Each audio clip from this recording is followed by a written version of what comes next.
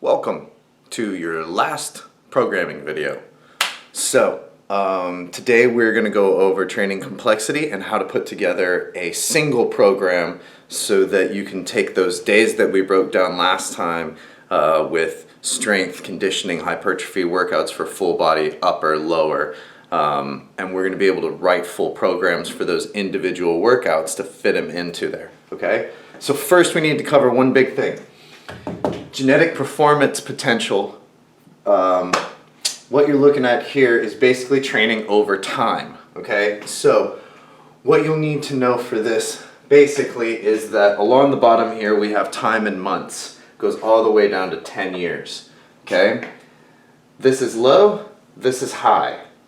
Down here, beginners. Beginners are gonna start in the first 3 to 15, maybe up to 2 years, 24 months. But you're gonna have beginners mostly in here. And that's gonna require you to do daily programming where you're not so worried about what's coming up in the future too much, but you're trying to go ahead and just get the workout done. Just get things moving, okay?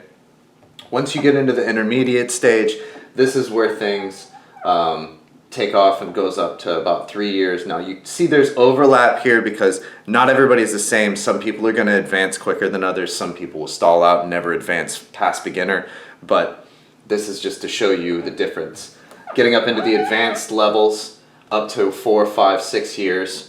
Then pro and then elite level athletes go up into 10 plus years. Now these things up here are what we really need to focus on. That's all just to set it up. First off, your performance. Your performance is going to start off really high, all right? So you're going to be able to do quite a lot of training and get a lot out of that training, what we call newbie gains. For people that first start to work out, things just get kick-started and back into action. So that's going to go up, but eventually what we call plateauing, right? This is genetic performance potential.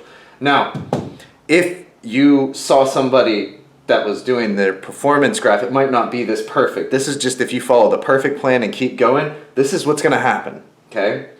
Rate of adaptation, high rate of adaptation to start with, but then it tapers off slowly, and as you go, we get what's called diminishing returns, right? So as you continue to train, you get little lower and lower and lower results from the training, but that's just because you're being so specialized that you're having to repeat a lot of different things, okay? Now, this is what I really want you to be concerned about, the need for training complexity, okay? Starts off low. It stays low for a long time. You don't really need to go up in training complexity way too much, way too quick, because starting off with the basics is going to set you up in a good foundation to finish all the other exercises off later. If you learn how to squat properly, with hip angle, making sure that you get good feeling and muscle activation, any squat, lunge, anything you're going to perform later with legs is just going to be that much easier because you already have those motor engram units programmed into you like muscle memory, okay? So, looking at this, just understand your performance is going to drop off as you go on in training. You're going to get diminishing results as you continue to go on in training, but the need for training complexity is something that doesn't need to happen too quickly, so I don't want you guys to get too advanced in these programs. They need to be simple to start off with. This is general health and wellness. This is not a perfect bodybuilding arms program, okay? So, with that in mind, let's move on and talk about what you do to set up an individual workout, okay? All right, guys, welcome to writing individual day programs. So, we're gonna look at how to take all the information that we've gotten so far and write an actual workout that we can go in the gym and use, okay? I know you guys are super excited about that right now because all the gyms are so open. All right, so we're gonna start off with our 2-day body split, okay? Our 2-day split. So we never start off with only 1 day a week because it's just not enough stress to keep us going, but 2 days a week seems to be just fine for most individuals. Some even, if you have an active lifestyle but don't train, you could go up to 3 days a week to start off with, so I'm gonna show you how to write those, okay? So let's go with full body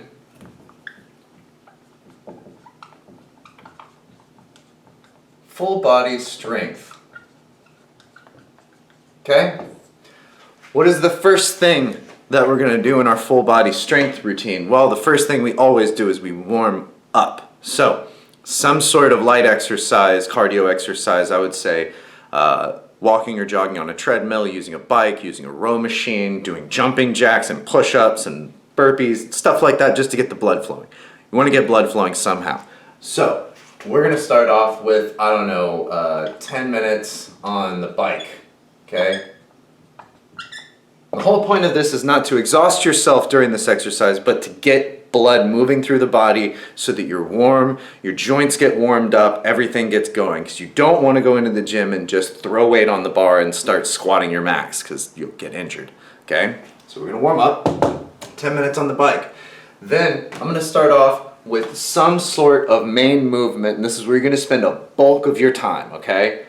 So we're gonna go with two main movements as the squat and the bench press for the first day, all right? So day number 1, bike, then we're gonna go squat, and I wanna work in strength, so we're gonna go with 3 sets of 10 reps, okay? And then we're gonna go bench press, 3 sets of 10 reps, okay?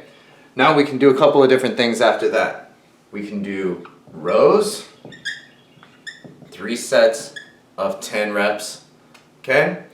And then after that, I would suggest doing some sort of high intensity interval training again. So you can go with another 15 minutes on the bike, okay? That's pretty well rounded day number 1. Day number 2, let's go with another 10 minutes on the bike, right? And then we're gonna go with overhead press, or pressing motion in the vertical plane, okay? We're gonna go with the same thing, 3 sets of 10 reps, okay? Then we're gonna go deadlift. 3 sets, 10 reps.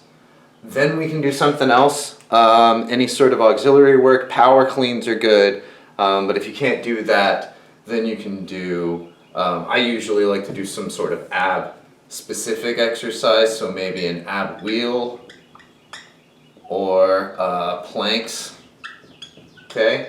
And recommended would be, maybe 5 reps on this, but this is more of an advanced technique if you're doing planks. 3 sets of 30 seconds with 30 seconds rest, okay? Now that's a good program, okay? Now you say, now I've written it, when I go in the gym, what do I do? Okay? Do you just go for 3 sets of 10 reps and then just increase the weight as you move on? I would say that you go in, and this is my suggestion, and everybody that I know that's anybody that competes in lifting or does a lot of weight training in general, you never just start putting weight on the bar. Some people used to do that. I don't think it's a smart idea. I think the best thing to do is to go in and use an empty bar and try to contract the muscles as much as possible. I taught you guys how to do that in class. So what this would look like is probably 1 set at 45 pounds, which is gonna be the bar, okay? 1 set at, let's go 95 pounds. So that's with 25s on the side, and then 1 set of 135 pounds. And then I'm gonna get up to my working weight, which is gonna be 3 times 10 reps times 185 pounds, okay? That's where that number goes to. You still have to do the warm-up work, okay? Because I can max squat over 300, but I can't walk into the gym and just get under 300 pounds and squat it immediately. It doesn't work that way. You still have to warm up. So all of these, you still have to warm up. The same thing goes for bench press. The same thing goes for rows. And bike, then you just hop back on. Okay? Same thing over here. Overhead press. This is gonna be a lot less weight, right? Because it's using your shoulders, a smaller muscle group than your legs and your chest over here. So this weight's gonna be a lot smaller, so you may have less warm-ups, right? But if you're a deadlifter and you do 135 pounds for your max deadlift, or your target weight for that day for 10 reps, right? You're gonna have very few warm-ups comparatively to somebody who's gonna deadlift 400 pounds, okay? So somebody that lifts 400 pounds, they're probably gonna jump what we call a plate quarter, a 45-pound plate on one side, and then add a 25, and then take the 25 off and add another 45. And you got two 45s, and you keep going. And you just add up until you get close to your target weight for that, okay? Same thing here, planks, and then 15 minutes of bike again, okay? So that's a good way to do that. And then all you do is, I've given you guys that single sheet on how to create the perfect workout. There are all the full body, legs, push-pull, and you take those hypertrophy, right? So if you want to change this to hypertrophy, those rep ranges that I've showed you. So let's go, say we're just doing this for some reason. We're gonna go squat maybe 4 to, I don't know, 15 reps, right? But we're gonna change the weight. It won't be this much weight, okay? So these different workouts, you can take the same exact exercise, change the parameters on it, and it works something completely different. Taking squats, and instead of doing 5 sets of 5 or 3 sets of 3 nice and heavy, which you work up to on that, you'll go for 4 sets of 15, right? Or 3 sets of 15, and just burn your legs out. And it does a completely different thing, taking the same exact exercise and applying the reps differently, okay? So this is how you would create a single day. I'm gonna give you one more example, okay? Because we're gonna go into another one. Say we wanna do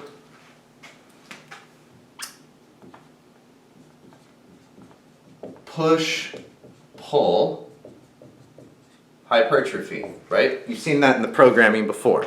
What you would wanna do, I always like to start with a pull, but you can always start with a push. It's up to your preference what you wanna do.